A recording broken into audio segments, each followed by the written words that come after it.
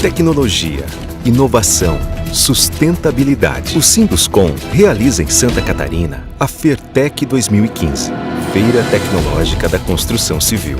Em sua terceira edição, o evento reúne o que há de mais moderno no setor da construção civil, aproximando fornecedores, clientes e oportunizando grandes negócios para o setor.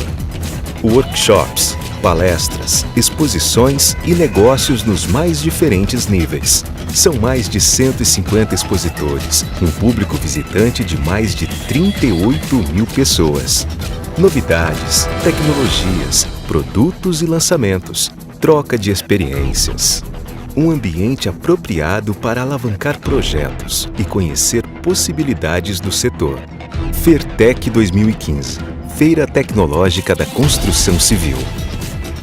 Fico muito feliz quando eu vejo todos os expositores vindo nos abraçar, nos agradecer pelos negócios que prospectaram aqui na feira, pelos negócios que fecharam. Além das expectativas, para nós da Júlia Imóveis está sendo fantástico desde o primeiro dia.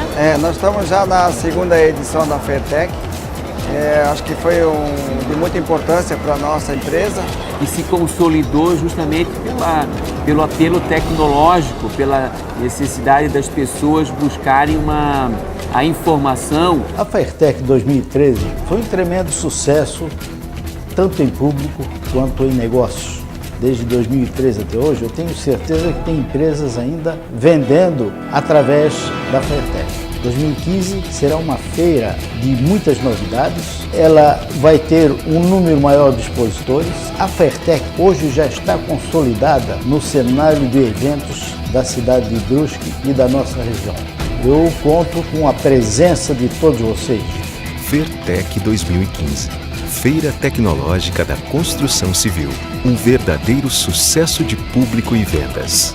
De 9 a 13 de setembro de 2015, com Salão do Imóvel, mostra de móveis e decorações. Seu público-alvo estará presente. Garanta seu estande. Realização Sinduscom. Organização Andrade Eventos e Consultoria. Apoio Prefeitura Municipal de Brusque. Patrocínio UALPA, Fiesc,